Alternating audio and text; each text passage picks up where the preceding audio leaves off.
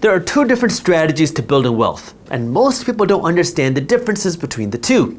But if you watch this video, not only are you going to understand the different strategies, but you're going to understand how you can build a wealth system that will work for you. The two different types of wealth are people that are worth a lot of money, like Elon Musk, and then you have the strategy which is you make a lot of money, like Warren Buffett. Let's break this down, starting with the worth a lot of money strategy. When Elon Musk was initially building Tesla, he needed to raise money from investors, and he gave investors a piece of ownership in the Tesla company. And as he was going out and raising money, what he asked for from the investors was not a big salary, which is what a lot of people want. In fact, what he said is that I will take from Tesla a $0 salary. Instead, I just want stock options. I want the option to buy ownership in my own company. What does that mean? Well, he negotiated that his payment would be 303 million stock options in the Tesla company, and he would be able to purchase these stock options at $23 a share. This is adjusted for stock splits that have happened.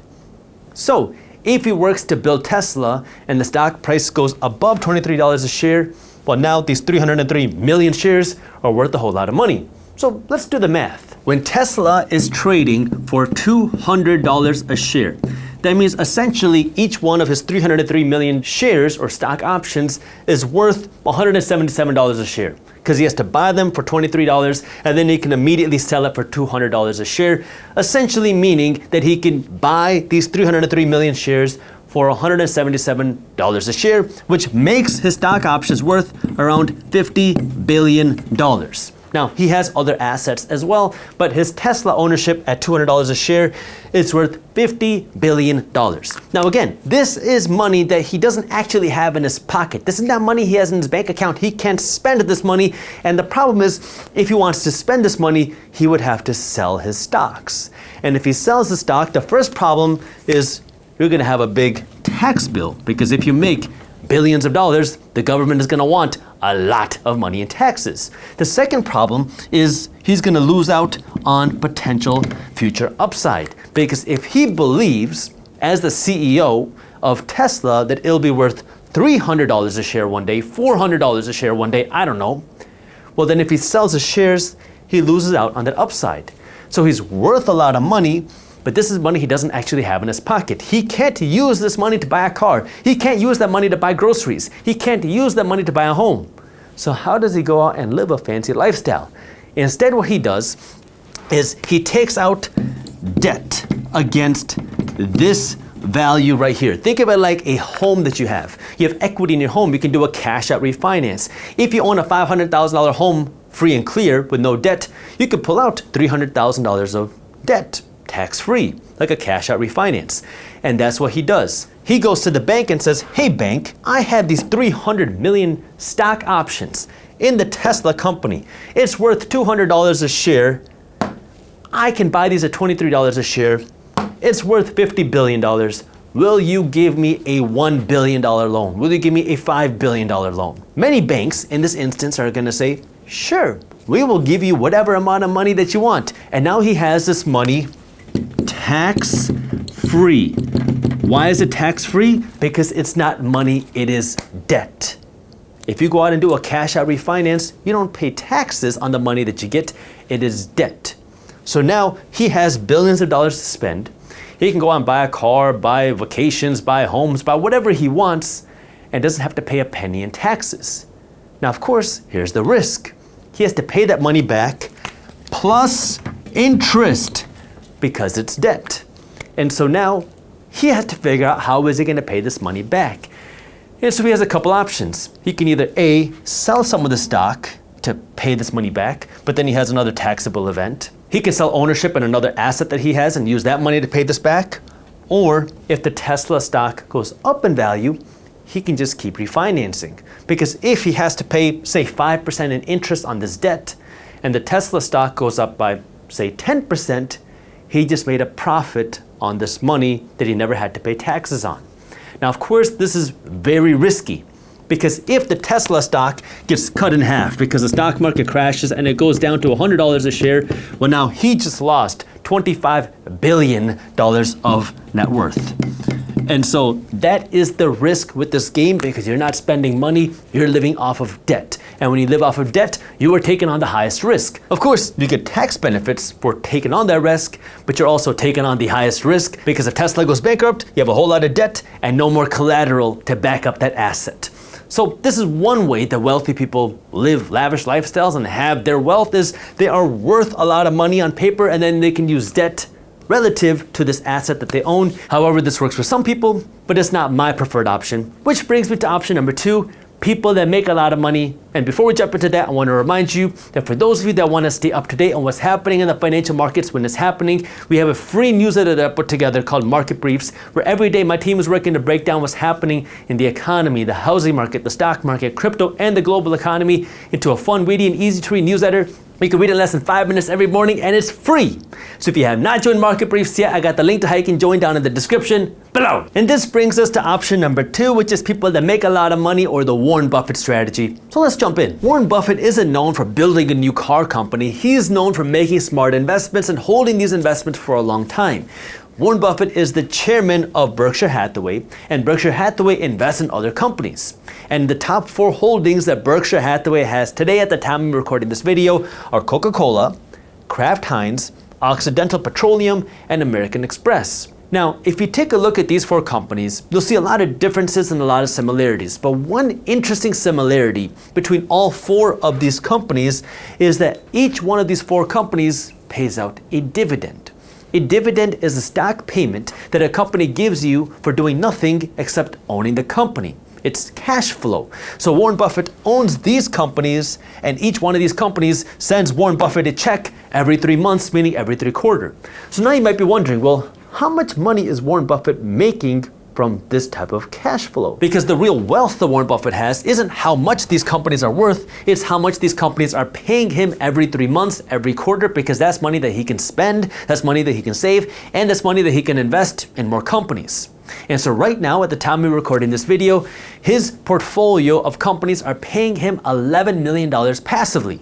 And I should let you know that that's not $11 million a year, that's not $11 million a month, that's not $11 million a week, that's $11 million a day, passively, that he's generating for not working in the company. He doesn't have to go into Coca-Cola's headquarters and produce the bottles. He doesn't have to go and make any ketchup. That's $11 million he's making a day just for owning the portfolio of companies. And these companies send him $11 million a day. Well, actually, they send him a quarterly check. They send him a check every 3 months for doing nothing except owning a portfolio of companies that make him a whole lot of money. But of course, this comes with its own risk as well. The first risk is he has to pay taxes on this money. When you make $11 million, you got to pay taxes. Now, as an attorney who's not your attorney, what I can tell you is that when you make your money from your investments, you qualify for lower tax rates or higher tax deductions, because the tax code says that when you invest your money, you deserve certain tax breaks. So the top tax rate that Warren Buffett pays on this investment income is different than the top tax rate you pay when you go to work. The top tax rate on investment income today is 20%. So when Warren Buffett makes $40-some billion a year from dividends, he has to pay a top tax rate of 20%. Not the top tax rate that you pay when you go to work, because that's what the tax code says. The second risk here is, of course, growth. And what that means is when a company like Coca-Cola sends Warren Buffett millions of dollars, that's millions of dollars that Coca-Cola can no longer use to invest in branding, hire more employees, open more distribution centers, hire more truck drivers, or whatever else they need to build a business. Because when a company takes this money and they give it away to the shareholders, that's money they can't use to reinvest back into the brand. So if a company is giving this money away, they can't grow as fast because, well, that's money they're not using inside of the business. Now, this is a company decision. You might grow to a point where it doesn't make sense to keep investing back into the business, and now you want to enrich your shareholders because of the investment that they made in the company. But that's the difference in dynamic. Other companies don't want to do that. Other companies are in the growth phase and they're not at a point where they want to or can give money away to their shareholders. So they're taking the money and they're just reinvesting all of it and some through more debt, through more investment dollars. That way the company can grow bigger, increase their market share, make more money, and be a bigger company. But this is the difference when it comes to different strategies of wealth. If Warren Buffett's stock portfolio went down, well, he's still getting his dividends. Now, maybe some companies might cut their dividends, but he's still getting paid and he does not have to sell his stocks to get paid. He can keep accumulating more shares in more companies. He can keep investing in more companies. He can keep building his equity, building his investment portfolio, while also increasing how much money he's making every 3 months in dividends. Versus if you're looking to make more money from how much you're worth, you have to sell your stock to make money, or you have to take on debt to utilize that money.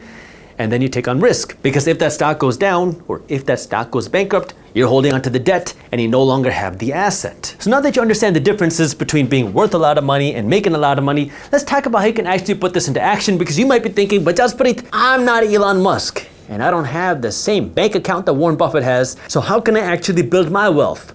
Well, let me show you. If you want to be worth a lot of money, let's talk about 3 different ways that you can do that. Number 1 is you can go out and build a business, and now you can also consider going out and raising money from venture capital or angel capital, because now the goal is you raise money and now you try to grow this business as fast as possible so you can hopefully sell it for a whole lot more. So if you start off and you build this business and you raise money at a $100,000 valuation, then you raise more money at $1 million valuation, then you raise more money at a $10 million valuation, and then you ultimately sell the business for a $20 million valuation.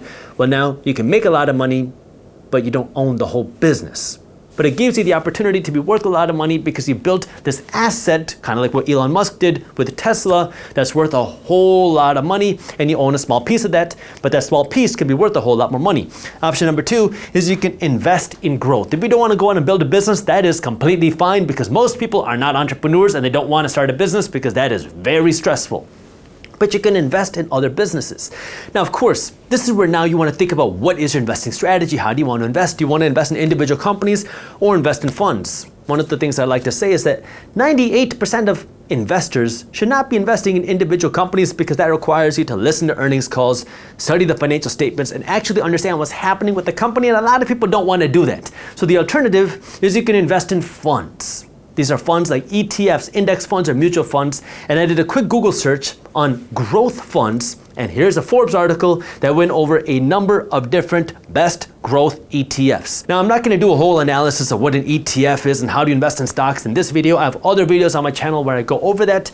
But an ETF is essentially a fund that gives you exposure to a lot of different companies.